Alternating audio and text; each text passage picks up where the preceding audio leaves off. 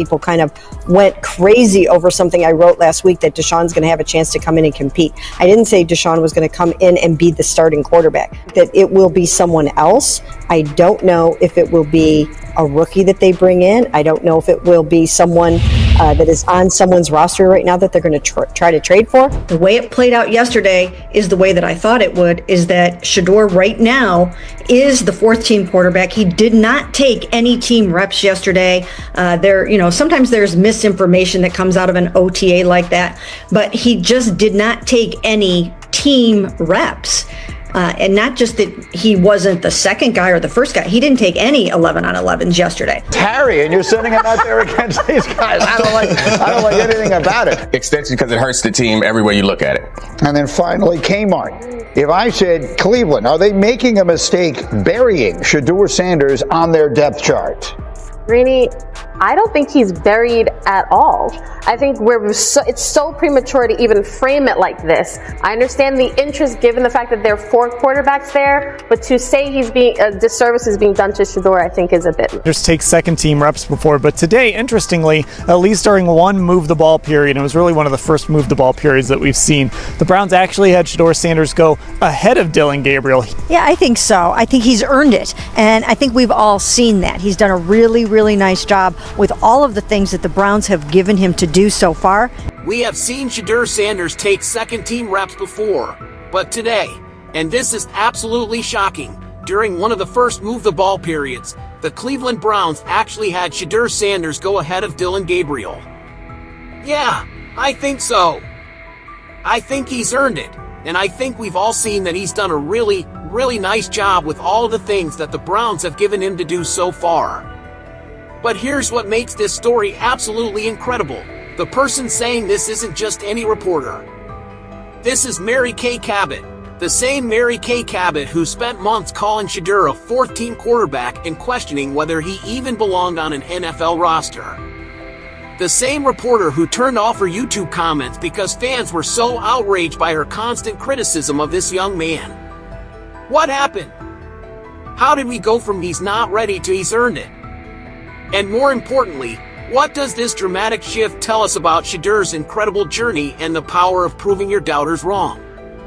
Stay with me because this story has more twists than a Hollywood thriller, and by the end, you'll understand why this moment represents so much more than just football. It's about resilience, growth, and the sweet taste of vindication. Let me paint you a picture of just how brutal the early criticism was, because understanding this context makes Shedeur's current success even more remarkable.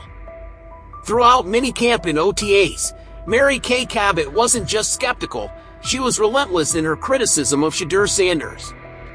The way it played out yesterday is the way that I thought it would, is that Shedeur right now is the fourth-team quarterback. He did not take any team reps yesterday. Sometimes there's misinformation that comes out of an OTA like that, but he just did not take any team reps, and not just that he wasn't the second guy or the first guy. He didn't take any 11 on 11s yesterday. Think about that for a moment.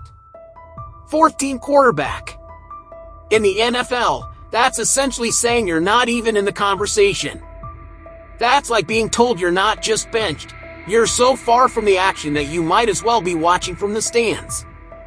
But here's what makes this even more fascinating. While Mary Kay was pushing this narrative, something interesting was happening behind the scenes. The coaching staff wasn't just dismissing Shedeur, they were watching. They were evaluating. They were seeing something that perhaps the media wasn't picking up on yet. You see, there's a difference between what happens in the spotlight of organized team activities and what happens in the quiet moments of individual development. While Mary Kay was focused on the 11 on 11 drills, Shedeur was grinding in position meetings, studying film, and working on the fundamentals that would eventually catapult him up the depth chart. But the criticism didn't stop there. Mary Kay went even further, suggesting that Cleveland wasn't even preparing Shedeur for a starting job. According to her analysis, he wasn't expected to start in preseason games, at least not yet. While he was holding his own with the fourth-team offense, she pointed out that he hadn't received the same preparation as Dylan Gabriel or veteran Kenny Pickett. The coaching staff, according to her reporting, had not given him the green light to work with the first-team offense. This is where the story gets really interesting, because what Mary Kay was describing as a limitation was actually part of a calculated development plan. Sometimes, the best way to build a quarterback isn't to throw them into the fire immediately, it's to let them master each level before moving up. Think of it like learning to drive. You don't start on the highway, you start in an empty parking lot. But here's the thing about narratives in sports media. Once they take hold, they can become self-fulfilling prophecies. When a respected reporter like Mary Kay Cabot says you're a fourth-team quarterback, that label starts to stick. Other media outlets pick it up. Fans start to believe it. And suddenly, you're not just fighting for a roster spot. You're fighting against a perception that threatens to define your entire career before it even begins. But here's where this story takes its first major turn, because not everyone was buying into Mary Kay's narrative. When she suggested that Shedeur was buried on the depth chart, the pushback was swift and decisive. Enter Kimberly Martin, who wasn't having any of it. If I said Cleveland, are they making a mistake burying Shedeur Sanders on their depth chart? The question was direct, but Kimberly's response was even more so. I don't think he's buried at all. I think it's so premature to even frame it like this. I understand the interest given the fact that there are 4 quarterbacks there, but to say a disservice is being done to Shedeur, I think, is a bit much. This wasn't just a difference of opinion, this was a fundamental disagreement about how to evaluate a rookie quarterback's development. Kimberly was seeing something that Mary Kay either couldn't or wouldn't acknowledge: potential. Raw, undeniable potential that was just waiting for the right opportunity to shine. Think about what Kimberly was really saying here. She was essentially arguing that the entire premise of Mary Kay's criticism was flawed. You can't bury talent like Shedeur's. It's like trying to hide the sun behind a cloud. Eventually, it's going to break through and illuminate everything around it. Kimberly understood something crucial. In the NFL, talent has a way of rising to the surface, regardless of initial depth chart positions or media narratives. But the defense of Shedeur wasn't just coming from other media personalities. Fans were starting to take notice too. Social media was buzzing with questions about why such a talented quarterback was being overlooked. Draft analysts were pointing to his college statistics, his arm strength, his football IQ. The disconnect between what people were seeing on tape and what was being reported was becoming impossible to ignore. This is where the story becomes really fascinating from a psychological perspective. Mary Kay found herself in an increasingly isolated position. While she continued to push the fourth-team quarterback narrative, more and more voices were emerging to challenge that assessment. It's one thing to have a contrarian opinion. It's another thing entirely when that opinion starts to look less like insightful analysis and more like stubborn resistance to obvious talent. The tension was building, and you could feel it in every interview, every press conference, every social media post. On one side, you had Mary Kay doubling down on her position. On the other side, you had a growing chorus of voices saying, "Wait a minute, are we watching the same player?" This wasn't just about football anymore. It was about credibility, about being right, about the very nature of how we evaluate and develop young talent in professional sports. And through it all, Shedeur kept working. While the media debated his worth, he was in a facility, studying film, working with coaches, and preparing for his moment. Because here's what champions understand that critics often don't: external noise is just that, noise. What matters is the work you put in when nobody's watching. Just when you thought the criticism couldn't get more intense, Mary Kay Cabot found new ammunition in the form of Shedeur's speeding ticket controversy. And let me tell you, she didn't just mention it in passing. She weaponized it in a way that would make even the harshest critics uncomfortable. Mary Kay didn't hold back when discussing this incident.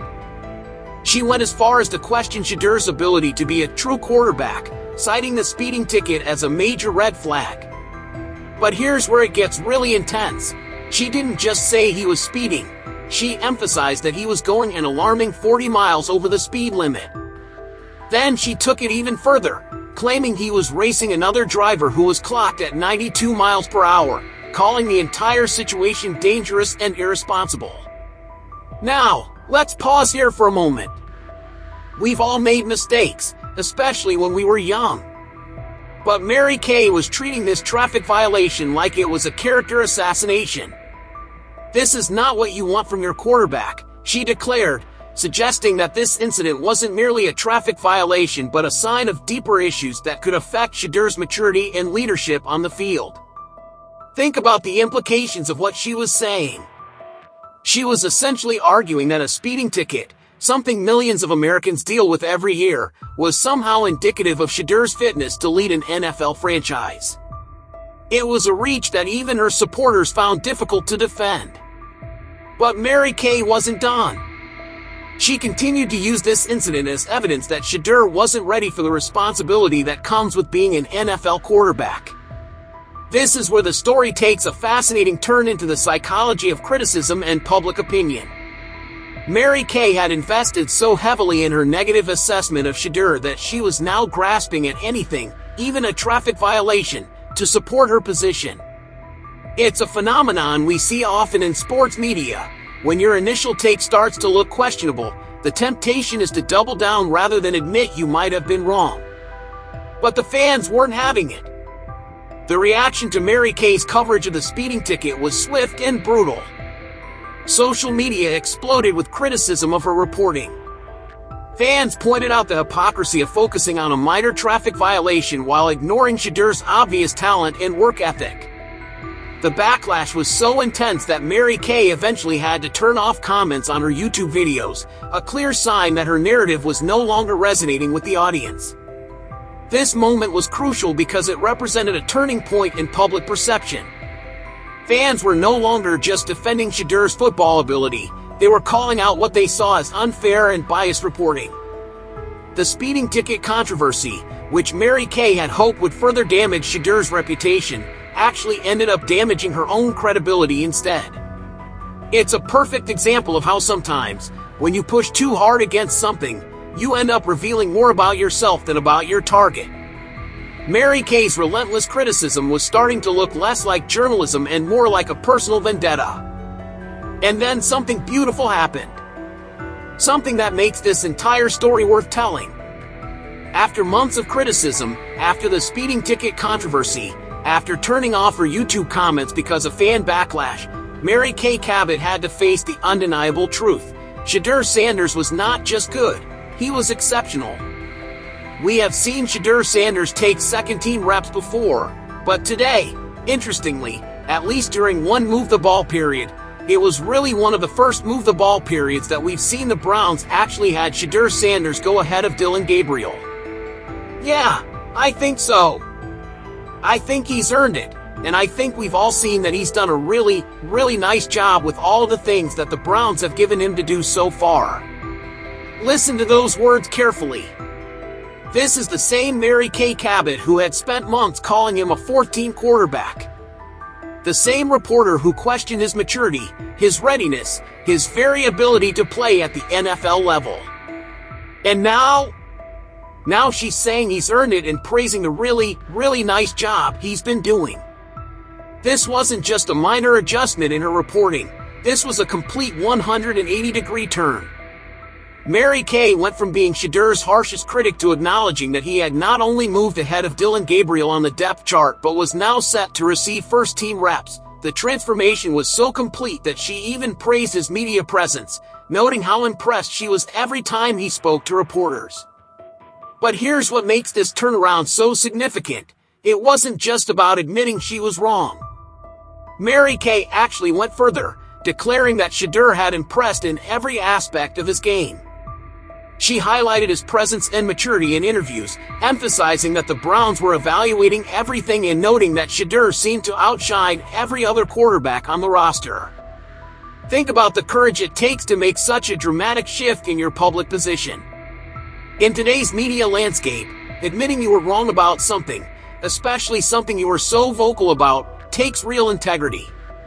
Mary Kay could have quietly adjusted her coverage without acknowledging her previous stance. Instead, She chose to be explicit about Shedeur's growth and her recognition of his talent. This turnaround also reveals something profound about Shedeur's character and work ethic. He didn't respond to criticism with anger or defensiveness. He didn't engage in social media battles or public feuds. Instead, he let his performance do the talking. Every practice, every drill, every interaction with coaches and teammates was an opportunity to prove his worth. And eventually, that consistent excellence became impossible to ignore. The most beautiful part of this story is that Shedeur's vindication didn't come through luck or circumstance. It came through relentless preparation and unwavering belief in himself. While critics were questioning his ability, he was in the film room. While others were doubting his maturity, he was demonstrating leadership. While the media was focused on his mistakes, he was perfecting his craft. Shedeur Sanders has proven beyond a shadow of a doubt that talent, combined with determination and character, will always rise to the surface. Even Mary Kay Cabot, who was once one of his toughest critics, has completely shifted her stance. This transformation didn't happen overnight. It was the result of consistent excellence, professional maturity, and an unwavering commitment to proving himself through performance rather than words. Initially dismissed as a fourth-team quarterback, Shedeur has worked his way up, surpassing expectations and moving ahead of established players like Dylan Gabriel. His journey from criticism to praise represents something much larger than football. It's a masterclass in resilience, professionalism, and the power of letting your work speak for itself. But here's what I want you to take away from this story. Mary Kay Cabot's change of heart wasn't a sign of weakness, it was a sign of integrity. In a world where admitting you're wrong is often seen as failure, she chose to acknowledge the obvious truth of Shedeur's talent and growth. That takes courage, and it's something we should all respect. What do you think about this incredible transformation? Drop a comment below and let me know. Do you believe Shedeur Sanders has truly earned his place as a starting contender, or is there still more to prove? And how do you feel about Mary Kay Cabot's dramatic shift in perspective? Was she right to change her stance, or should critics stick to their initial assessments? I read every comment and love hearing your thoughts on these amazing sports stories. Don't forget to subscribe for more incredible comeback stories like this one, and hit that notification bell so you never miss the latest updates on rising stars who refuse to let criticism define their destiny.